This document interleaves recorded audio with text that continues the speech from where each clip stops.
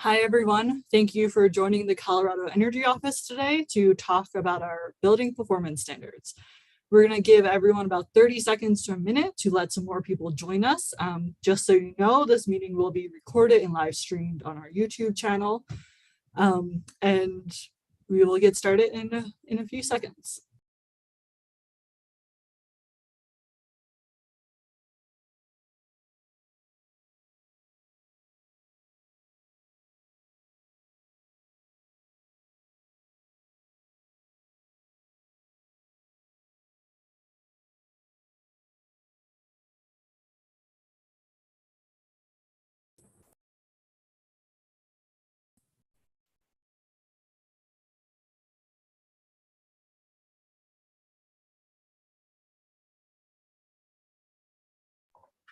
Hi, everyone. Thank you again for joining us. We're going to get started here. So a quick round of introductions. I'm Crystal Egelkamp. I'm the Benchmarking and Building Performance Program Manager here at the Energy Office. I'm joined by my lovely colleague, Keith Hay, who is the Director of Policy and Regulatory Affairs at our office and has helped us with this policy. We're also joined by Lotus Sustainability, Kimberly and Claire, who help us facilitate and help us with our task force and recommendations as well. So we will take turns on this presentation today, and we'll take several breaks during the presentation to answer some of your questions as well. Just some housekeeping things. If everyone who's joined us, if you could please rename yourselves on Zoom. If you hover over your name and right click, you can go to rename and rename yourself, just so that we know who's joined us today. Also, we will have sections, as I mentioned, where we will pause for questions. So you're welcome to put your questions in the chat and we'll answer them when that time comes, or you can raise your hand and we will call on you when it comes to that question time. Keith, you can go to the next slide. And feel free to keep your cameras off. When you ask your questions, feel free to turn them on. We'd love to see who's on our call, but please remain muted during the call unless you're asking a question. You can go to the next question, Keith. And so the agenda for today, if any of you have attended our other public engagement meetings, just know that this is the same presentation and we will be talking about the same details that we did in our other previous meetings. These meetings were intended just to host multiple of them to ensure that multiple people could attend at different times. So just a fair warning there. We'll make sure to share the presentation in the chat as well. But the agenda for today is that we will provide some background on our legislation that created our benchmarking and building performance standards and why the state did so. And then we will provide a broad overview of our recommendations from the state and the task force. And we'll take some time after each section to answer questions. So diving right into our legislative background. Some of you may already be familiar, but in January 2020, Colorado published a greenhouse gas pollution reduction roadmap, which identified many actions the state could take to reduce their greenhouse gas emissions 50% by 2030, and this was economy-wide. For the building sector, it was identified that benchmarking and building performance standards could benefit and reduce the greenhouse gas emissions in that sector. So as a result of this roadmap, the Energy Performance for Buildings Statute, or as we lovingly refer to it as House Bill 21-1286, this statute was created to help us create the statewide benchmarking program and our performance standards.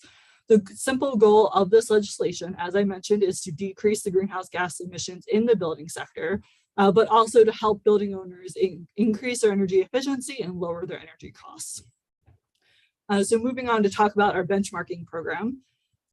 So one of the first actions the Energy Office was directed to take from the statute was to develop the statewide benchmarking program, which is now referred to as Building Performance Colorado.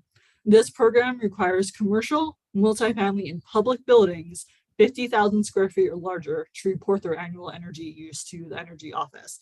And if anyone is unfamiliar, benchmarking is just simply the process of tracking your energy use through your utility bill. So this could be electricity, gas, chilled steam, anything that provides energy to your building, and entering it into a tool such as Energy Star Portfolio Manager, and it helps the owners understand how energy is being used in their building and how their building compares to other buildings in their property type.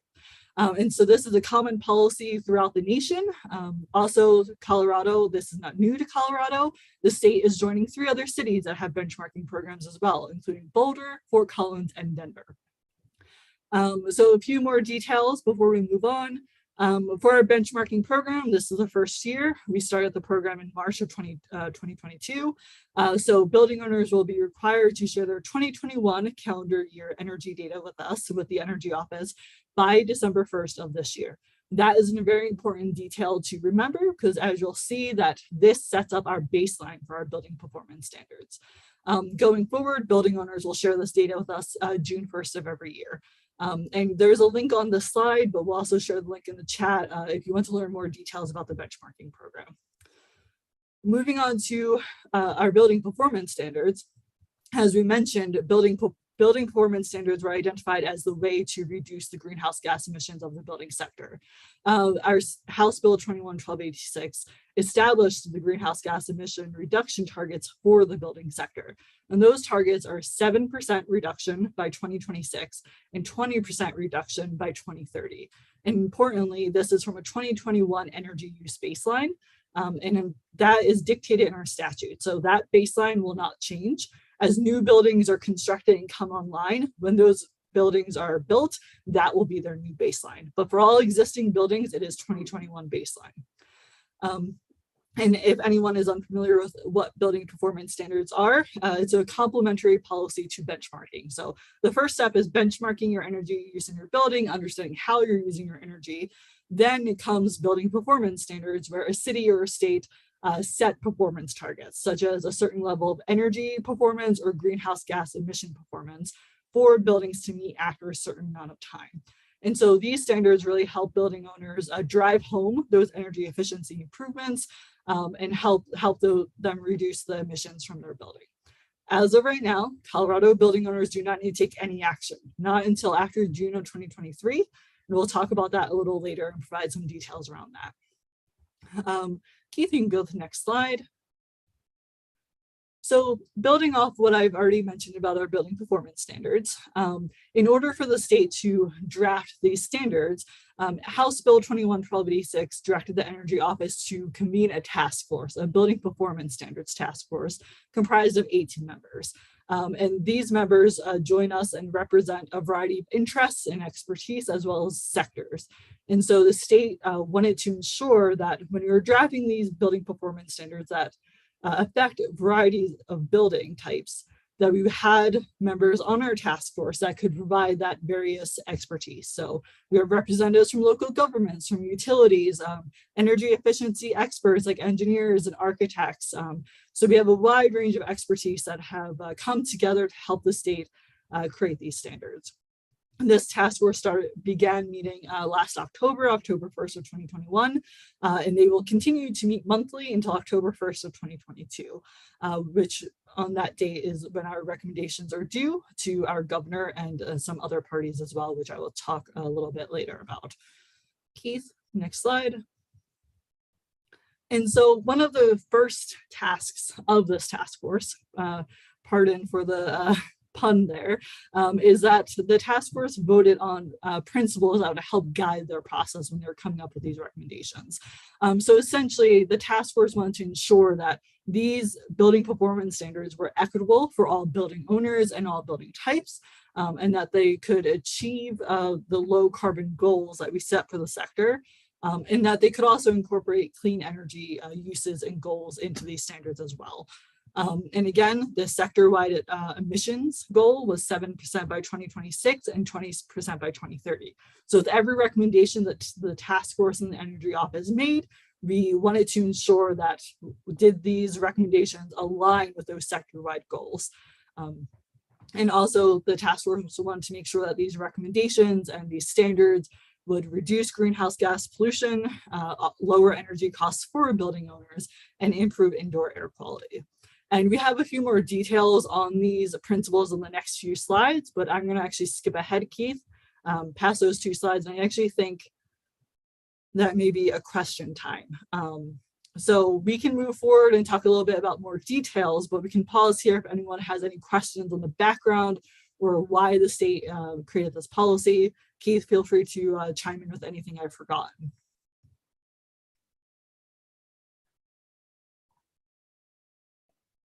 Great, thank you, Crystal. No, I don't have anything. I'm not sure if either of the folks from Lotus have anything that they would like to add, but happy to stop here for questions. And I'm not sure if we do have some in the chat or if folks want to raise a hand, and happy to share some more color on the initial actions the task force took in terms of the. Yeah, hi, this is Ryan with King Soopers. So from what I gather so far, this is all just expert opinions and recommendations. Has this been piloted and proven to be achievable regionally? Ryan, I'm sorry. If I can just ask a clarifying question. Are you referring to benchmarking, or are you referring to the building performance standard? The standard goal for 7% and 20% by 2033. So I'll start, and then I'll turn it over to Crystal, who's managing the program, and the team at Lotus on this. But I think we want to be clear at the outset that the 7% and 20% emissions reduction targets are sector-wide, and so it's for all covered buildings. It doesn't apply to individual buildings. As Crystal said, we are in the process of working with a different consultant to help develop, and this is something she'll get to in the next part of the presentation, a metric that will apply to each building type, and that particular metric will be the target for building owners. And so I don't want to steal Crystal's thunder on that, but the 7% and 20% aren't per building. They really are sector-wide, and they're intended to help ensure that as a state, we are making progress across different sectors that all pull in the direction of hitting the larger statewide goal of a 50% emission reduction by 2030, outwards to a 90% emission reduction by 2050, consistent with what was outlined in the state's greenhouse gas pollution reduction roadmap. Crystal, I don't know if you want to add more color, or Riley, if you want to jump back in with the Ryan. Yeah, no, I do. Question. So, I'll summarize the response there. So that's a no. We don't have a building that's done this successfully. Well, I think it's premature to conclude no, because again, the targets that are out there don't apply to particular buildings. I got you. They apply to the entire class of covered buildings, which is just north of 7,000 buildings across the state. So the legislation doesn't contemplate that a building would need to get to a 20% emissions reduction by 2030, and the task force hasn't reached that as a recommendation either. It's really for all of the covered buildings. Okay. And Ryan, that's actually a really good question. And Keith, thank you for elaborating on the sector versus building goals. I actually vote that we move on to the next section where we kind of set up the building performance standard and the metrics. And I think that may help guide that conversation, Ryan, and get to some of your questions. So let's move forward and talk about that, and then take any questions on background or the building performance standard in general. So a little bit on timeline. So as I mentioned, House Bill 21-1286 went into effect last September of 2021. You'll see on this chart that the top dates are benchmarking dates. And so the program just got started this year. And so you can see this year's benchmarking deadline is December 1st, and every year after that is June 1st. So building owners will be sharing their data with the Energy Office annually. And then as you can see on the bottom, October 1st is when these draft recommendations are due to the governor, our executive director here at the Energy Office, as well as the Air Quality and Control Commission, who we refer to as AQCC, who will write the more detailed rules. So the recommendations we have right now are not final, and it'll be up to the AQCC to either approve all of these and also write the rules for those recommendations. And you'll see that these rules will be available by June 1st of 2023. And then after that, that is when building owners can start taking action and making improvements in their building. The first compliance deadline will be June 1st of 2027, where building owners will have to submit reports to the Energy Office to show that they've made these improvements and that they've met their target. So moving forward to the next slide. I have talked about this a bit, but just please keep in mind that all these recommendations are a little bit at the high level right now and a little bit more broad. That was the easiest way for our task force to come up with these recommendations and make sure that everyone agrees. Our task force had to agree on each recommendation, about 2/3 majority. So we're near the end of that process. There are some details of the building performance standard that we cannot share with the public right now because the task force has not finalized those conversations or finalized those votes. So October 1st, when we publish the draft recommendations on our website, you will find those additional details. And then if we move on to the next slide, Keith. And thank you for being such a good presenter with our PowerPoint today. So this chart is a little bit convoluted and we know it's a little bit confusing as well. So what we're going to do today is talk about this in 3 different parts. And so I'm going to start and talk about our main compliance pathways and the metric that the task force chose for the building performance standard, and go into some background there, which I think will get to a little bit of Ryan's questions. So as you can see here, I'll go over this very broadly, but the main metric of this building performance standard will be site energy use intensity, which we abbreviate to site EUI. And so essentially that is a building's energy use divided by their square footage, or I should say their annual energy usage. So what's really great about the EPA and their program with Energy Star, they have a free tool called Energy Star Portfolio Manager. And so building owners can submit their energy data, upload it from their utility to Energy Star, and then submit it to the state. And what's lovely is this tool has many different parts to it. And one thing that Energy Star actually spits out for building owners is a site UI based on their energy usage and square footage that they've entered and also shared with the state. So site UI is something that the task force and the state recommended for this building performance standard because it's very easily understandable by building owners. And other cities, as I mentioned, have benchmarking programs and building performance standards, and site UI is actually a very common metric.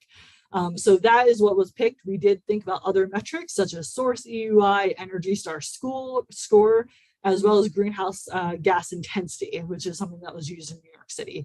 And so the task force really discussed this at length and reiterated that they wanted this metric to be simply understandable by building owners. So that is why site EUI was chosen. Going back to our sector goals.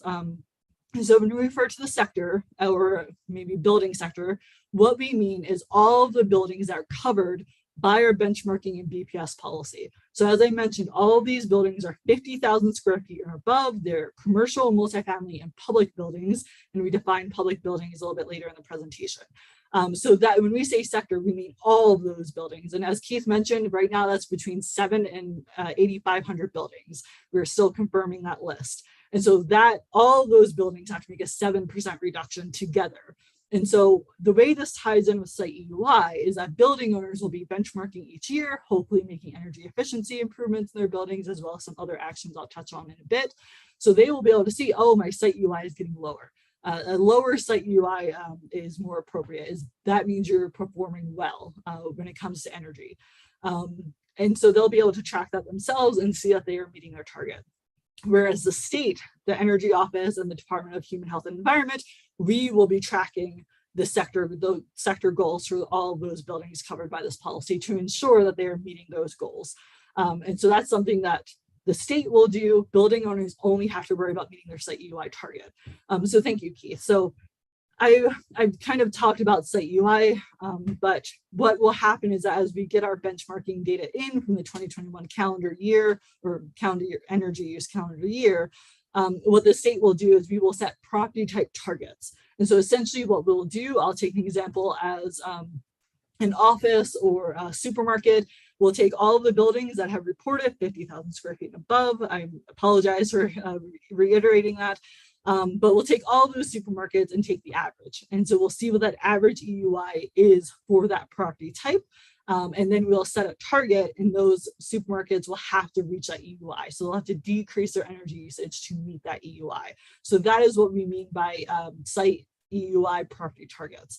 And so that is something that the Energy Office, the Department of Human Health and Environment, as well as a third-party consultant, Group 14 Engineering, all 3 parties are setting those targets. That is not up to the task force. And so these recommendations will move on to the AQCC on October 1st. And then our agencies will be calculating those targets and also send those to the AQCC, who again, they are the ones who will review those targets and then publish them for the public sometime next year, probably around March of 2023. So that's a lot of detail on what site UI is and how it intersects with those sector goals. And so Keith, I will have you move to the next slide because I know I've been spending a lot of time here. So going back to how building owners will comply with the building performance standards. So site UI is the main metric. They'll each property type will have a target to meet. And so the first way that they can reach their target is through energy efficiency. And again, with other building performance standards across the nation, this is the first rule of a building performance standard. Building owners, it always should be energy efficiency first. And so this can mean changing occupant behavior in a building, employing energy conservation measures like turning off lighting or certain systems when they're not in use, things like that. And energy efficiency usually is a great way for building owners to actually come into compliance or meet their targets.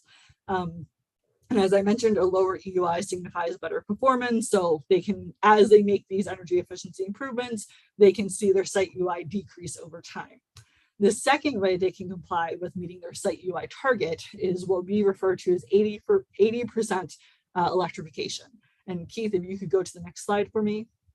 So with 80% electrification, our task force wanted to incentivize electrification in buildings, but not require it. And so under this recommendation, if a building owner electrifies 80% of their fossil fuel load or 80% of their fossil fuel equipment in their building, they will be deemed in compliance with their EUI target. And this encourages building owners to swap out their fossil fuel equipment, especially their space and water heating equipment, but it does not require them to do so, which is very important.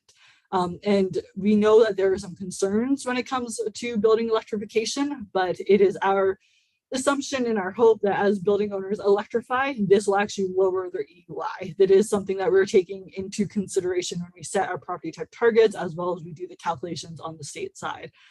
So this is another form of compliance that building owners can either do energy efficiency or also do 80% electrification and then be deemed in compliance. And then moving on to the next slide. So there's other actions that a building owner can take, and we call them alternative compliance actions. However, we're not going to talk about them quite yet. We just want to talk about the main compliance pathways right now. A huge question we've gotten from the public as well as from our task force is, how do building owners comply and what is the incentive for them to comply, especially when it comes to civil penalties? And so it's the state's hope that building owners will be able to comply with this policy and we will not need to resort to civil penalties. However, if it does come down to that, House Bill 21-1286 did provide some guidance around civil penalties. And essentially, a first violation would have a max fine of $2,000. A subsequent violation would have a max fine of $5,000. That is all our statute says. And so our task force is reviewing proposals around the civil penalties, and this language will be included in those October 1st recommendations. So right now we don't have anything to show the public. An important distinction to talk about when it comes to the civil penalties is that public buildings are not subject to these penalties, and public buildings are defined in our statute. We are held to that definition. So in our statute, a public building is considered any building that's owned by the state, a local government, a district or special district regulated under Title 32, a state or private institution of higher education, school districts, as well as charter schools. And so those buildings are not subject to these civil penalties, and we have conversations with those entities as well with how they can comply with this BPS.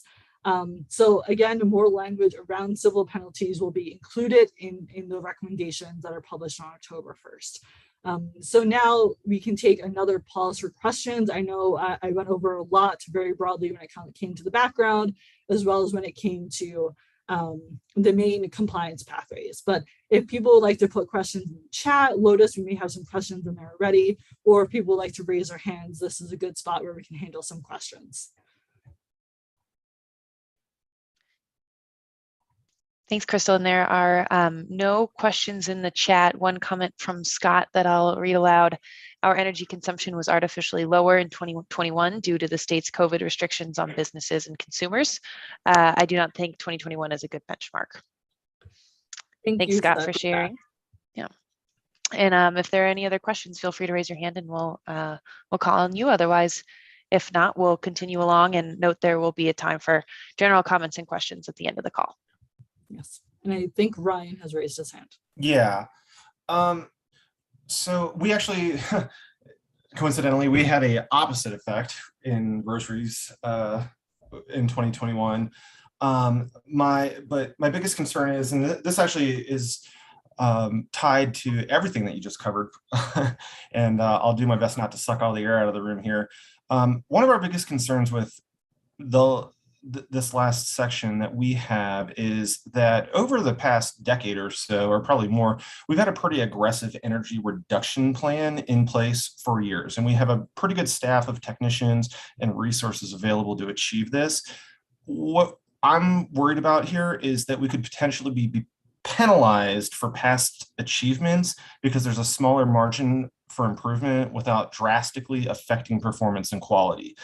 And this is coupled with projected population growth, which I think is going to drastically increase demand and could actually have a net positive offset for us. Thank you for bringing that up too. And Keith, I'll let you chime in too. But I wanted to provide some background on that. I realize on this chart, we do not mention high performing buildings. And so what you mentioned about past reductions in energy use, that is something that will count towards compliance with this policy. That's something the state and the task force is aware of. We're not trying to penalize past actions. Okay. And so what will happen is that when we set those EUI targets, that's something that maybe your supermarket already is meeting because you've made those reductions in the past. And something that we'll touch on later as well is when it comes to compliance adjustment options, there you can apply for one of these options and say that you made these reductions, you made a good faith effort to comply, but you've already made as many reductions as you can, and then you would be able to apply for a target adjustment. So that is a very strong consideration in this policy, and I just want you to know that we're not trying to penalize any of that, and there is considerations for high performing buildings. There's not a specific pathway for that, and we hope that high performing buildings will be close to that target or already meeting that target. I didn't know, Keith or Lotus, if there's anything you want to chime in on there. No, I don't think so, Crystal. I mean, I think you covered a lot of what I was going to say. I think maybe just adding one thing that, the next couple of sections are intended to help the folks on this call and building owners and interested parties understand that as the task force thought about bringing forward recommendations to the Air Commission to develop a building performance standard or standards, that they were thinking about the need to provide flexibility for building owners. And so really the next couple of sections of the conversation are intended to walk us through what those options look like and what that flexibility provides. And Crystal spoke to some of it already. So I am happy to begin diving into those details. But Ryan, if you've got an additional comment or questions before we do, happy to stop there, or others on the call. No, actually that answered my question and more, and I'm pretty satisfied with that response. So thank you. Thank you. That's the purpose of these meetings. So I'm glad that we're able to do that. Before you move on, Keith, apologies. I see something in the chat. I would like to clarify. Someone said, we are in compliance. Building owners will be deemed in compliance if they meet the EUI target or through the 80% electrification. And that is correct. Building owners could do both. Go on, Keith. Well, I just want to make one friendly amendment, Crystal, that's the task force's recommendation.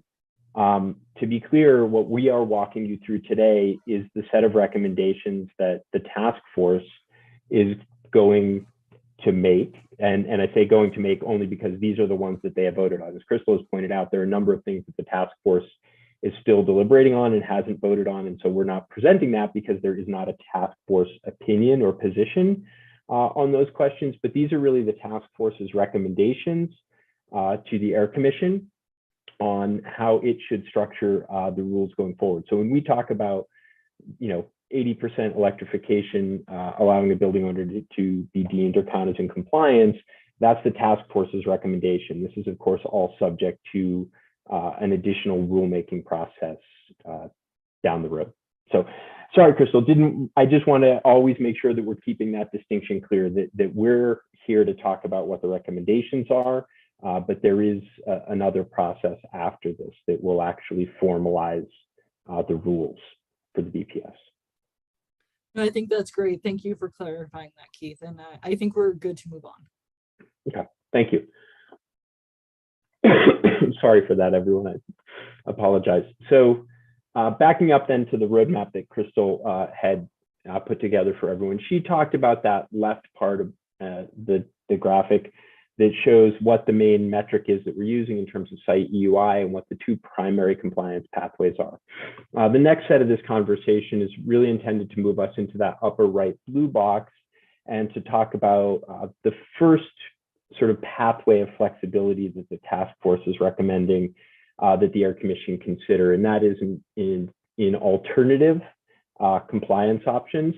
And so I'm going to walk through each of those with a little bit of detail around current thinking and the votes that the task force has taken.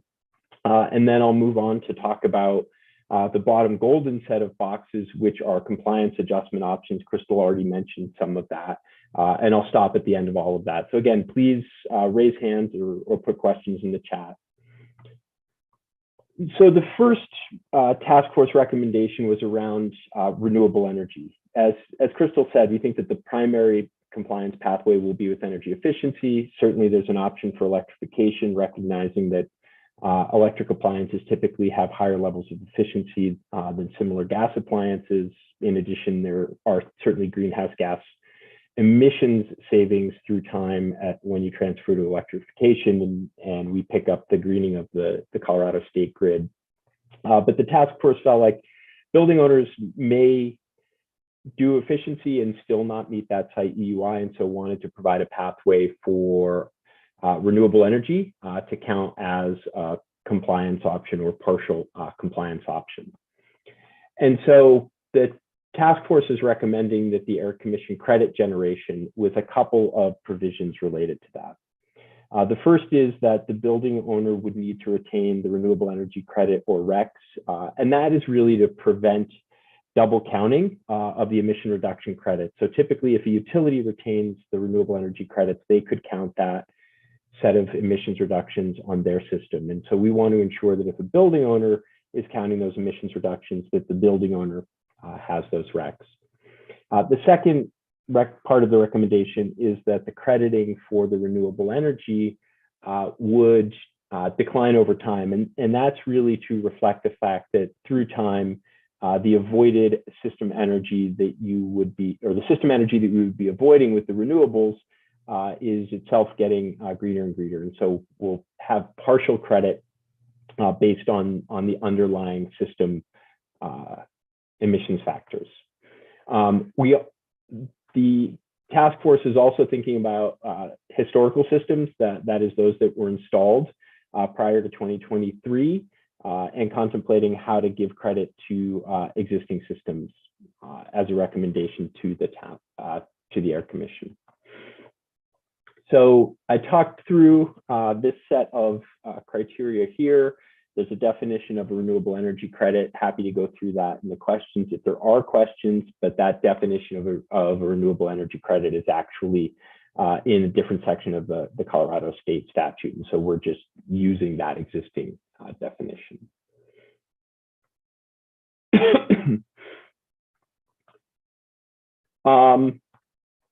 So partial electrification, sorry.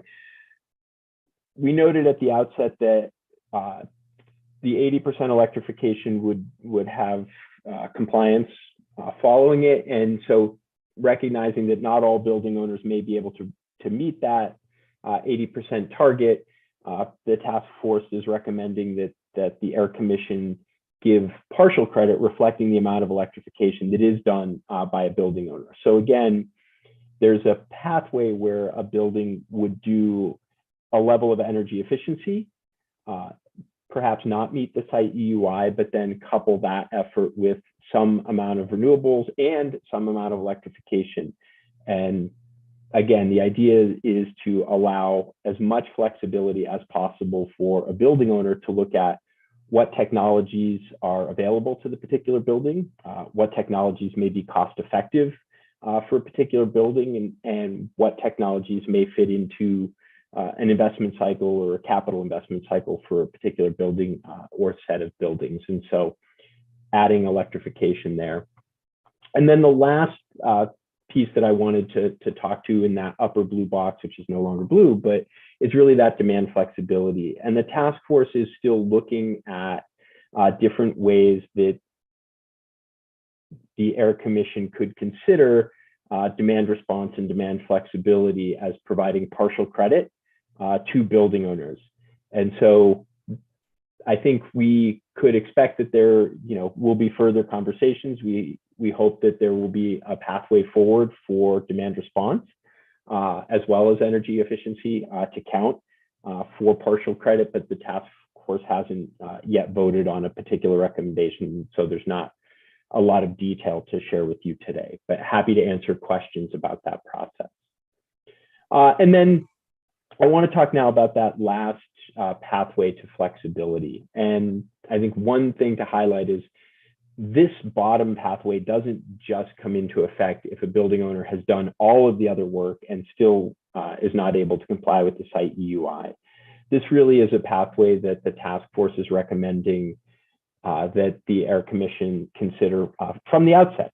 That is, that as a building owner gets their site EUI and looks at electrification and looks at energy efficiency, that building owner may well understand that they are not able to comply with the site EUI for a number of different reasons and may want to seek one of these compliance adjustments. And so the two different compliant adjustment options would be an adjustment to the target or an adjustment to the timeline. And to be clear at the outset, a building owner could apply for both sets of adjustments. So the compliance adjustment options, I spoke to this just a second ago. The timeline adjustments, as Crystal said, the timeline for compliance is 26 and 2030. And the task force is recommending that a building owner be allowed to seek a change in that timeline. And so that's something that would be granted by the Energy Office. But what the recommendation to the task force is that the rules reflect the possibility that a building owner could seek that. And now a building owner who is seeking an adjustment to the timeline would need to provide documentation for the request. And here there are a number of different examples that a building owner may want to seek this kind of adjustment. And one of those may be that we have a building that is undergoing major renovations and that the timeline for the completion of those renovations doesn't line up with 2026 or 2030. And I think all of us, having been through COVID, and some of us who went through construction projects during COVID certainly understand that there are not only typical delays in the construction cycle, but also unforeseen delays. And so again, the task force really wanted to leave flexibility to reflect the fact that things don't always happen on particular cycles that line up with state goals. And then the second of the compliance adjustment options, was the adjustment to the target. And that really is speaking to what Crystal was saying in response to Ryan's earlier question. You may well have buildings that for one reason or another, the building owner has done as much as they can with electrification,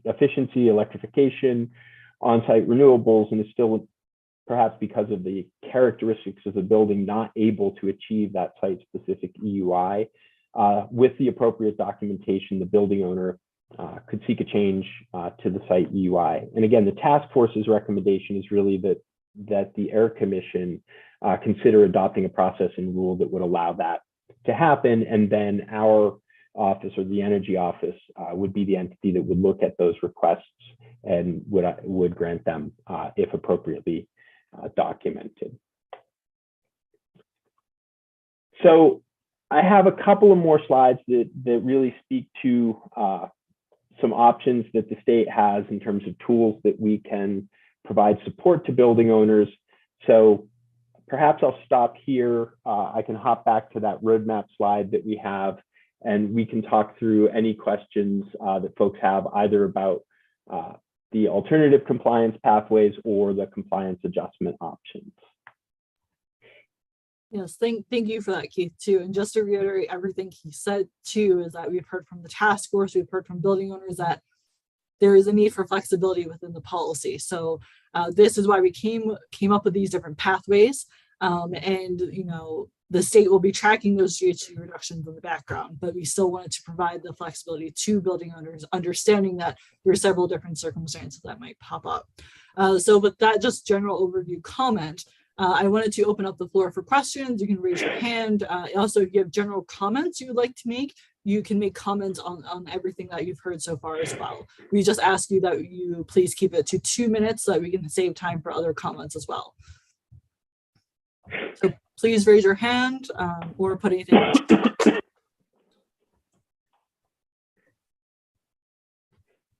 So we do have a comment in the chat from Sally, and she said that she thinks using Site UI and Energy Star Portfolio Manager is a great recommendation, easy to use, established, and not insane for building owners to calculate.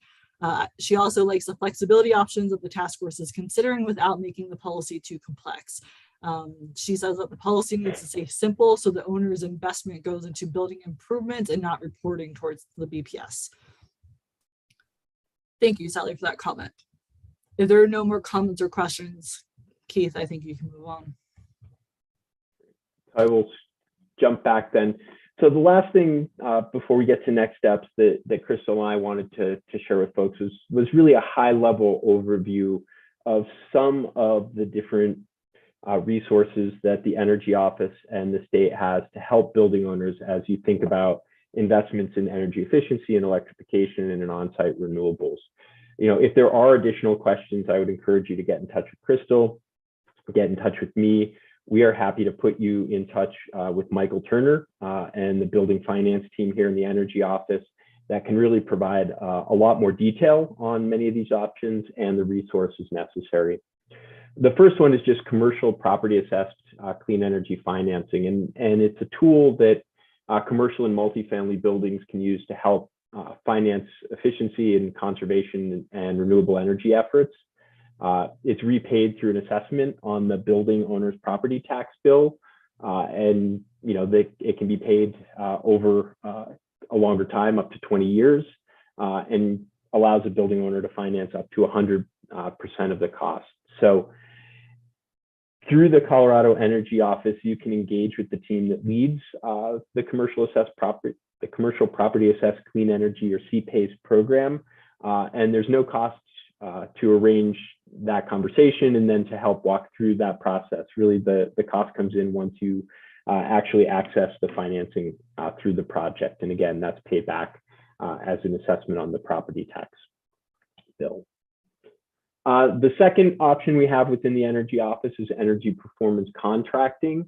And that allows public entities to use utility cost savings to help repay financing costs associated with facility upgrades. And so as a building owner going through the EPC contracting process, there's a guarantee of a certain amount of energy and cost savings associated with the EPC contract. And the idea is that those energy savings are what will be used to pay for those efficiency upgrades as well. And again, this is something that's run through the buildings program here at the Energy Office. And there's no cost to reach out to them and have that conversation around how to set up energy performance contracting. Also wanted to talk for a moment. I'll highlight two more things before I jump to the building performance and new construction statute that we have. We also in Colorado have a green bank, the Colorado Clean Energy Fund, and they have now been capitalized, and there may be options within CCEF to pursue financing for projects.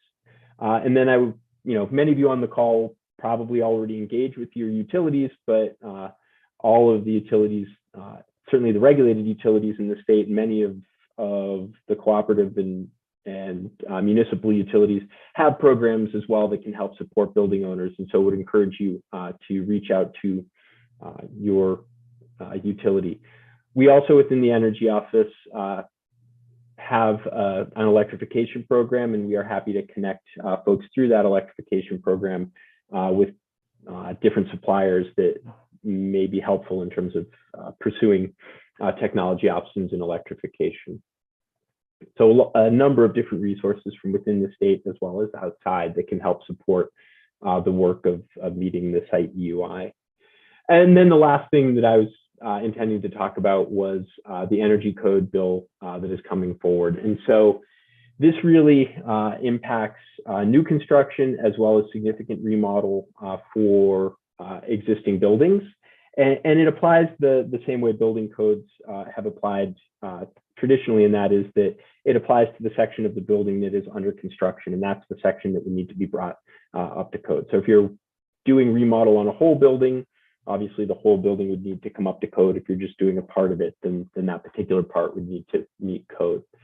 And what the statute requires is that jurisdictions will have to adopt the 2021 IECC when they update their building codes, and that's set to be between 2023 and 2026.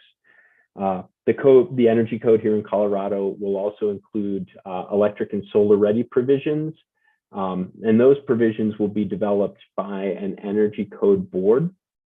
The statute specifies that the Energy Office must set up an energy code board by this fall, and includes in concert with the Department of Local Affairs and directs membership based on different stakeholder groups and technology expertise as well. So we're just in the process of getting the Energy Code Board started, and that will be with the introduction of a website and an application to participate on that board. And once we have that, we'll start the process of building out the board.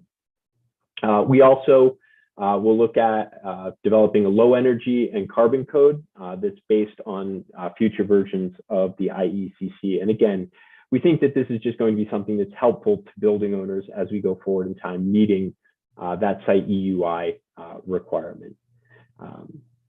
So I will stop there, see if there are any questions on that last section of the presentation. And if not, we can turn it back to Crystal to talk through next steps. Just want to pause here for questions. I don't see any hands raised yet.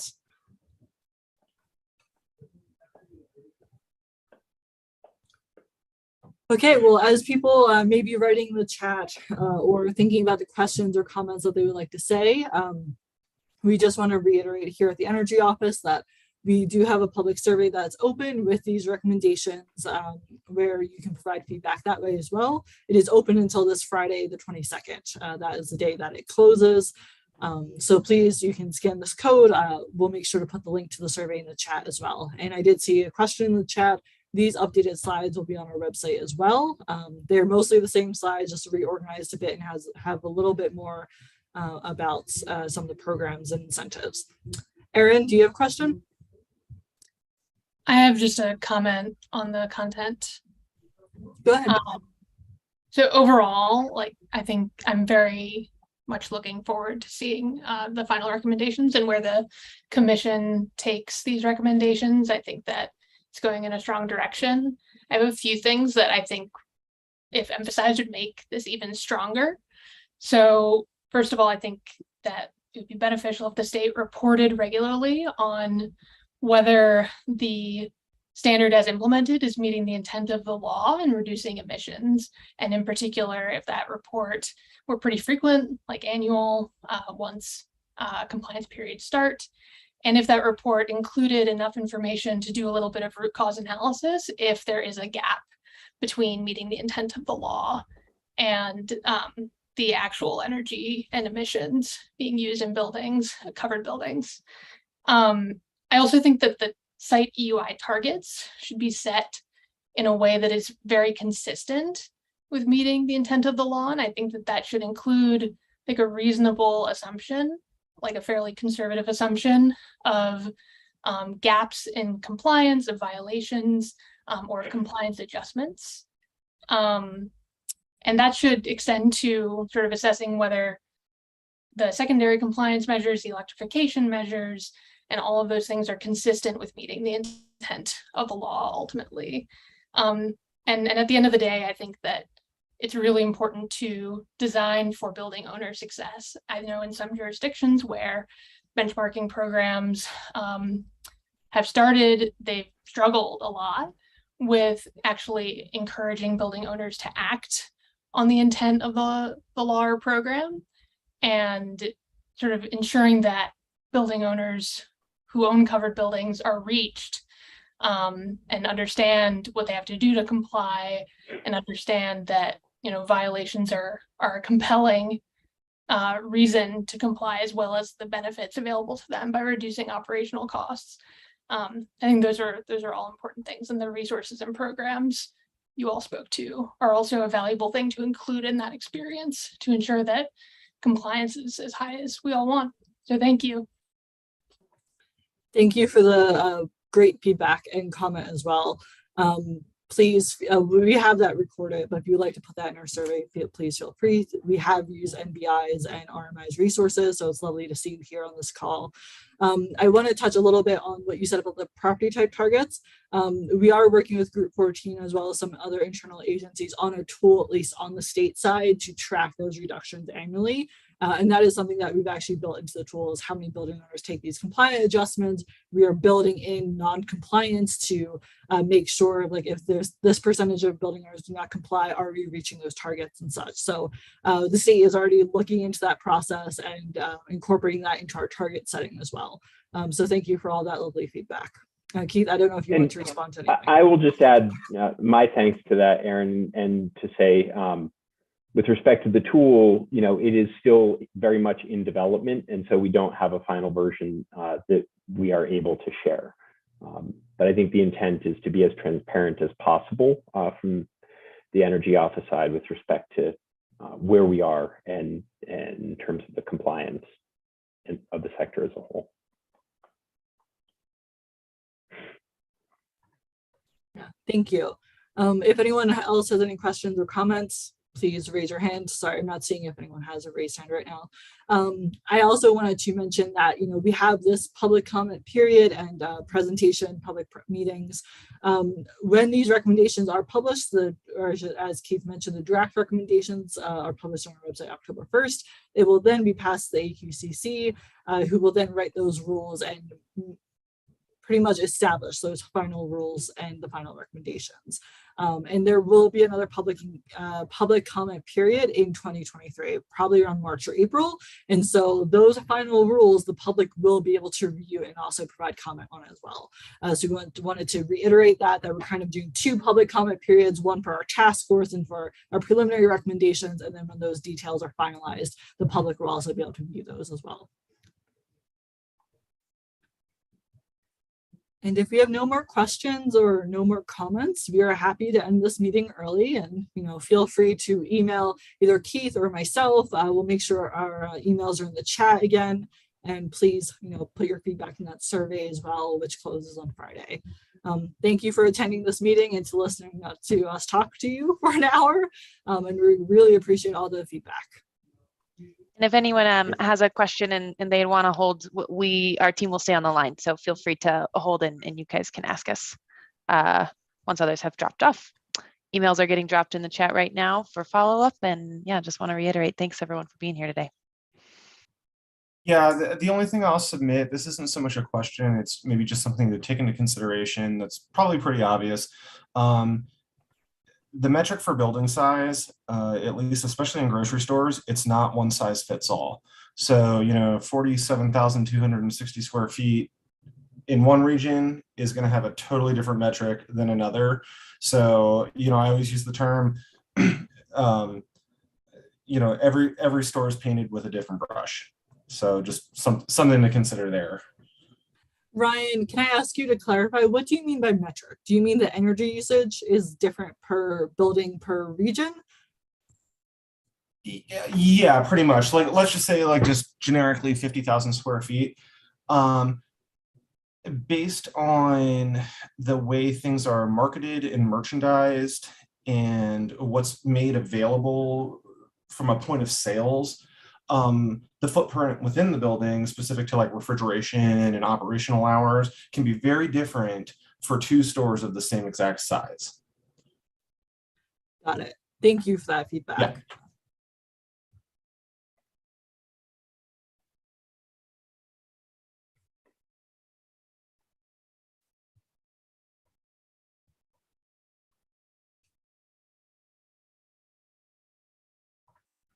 Okay, Lotus team, I'm going to end this call and end the recording.